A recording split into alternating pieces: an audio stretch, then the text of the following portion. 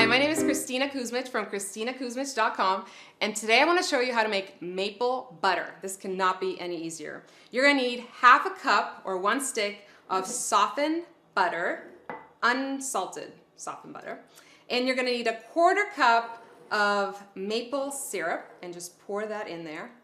So obviously you can make a larger amount, just always have twice the amount of butter to the maple syrup.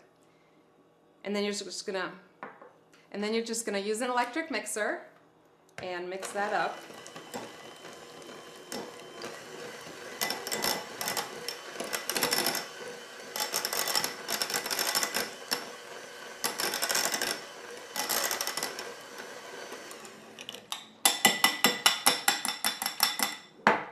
Just make sure it's well incorporated together, and then take a cute little bowl and just pour that in there. And then you can keep it soft like this, or you can stick it in the fridge so it gets nice and hard.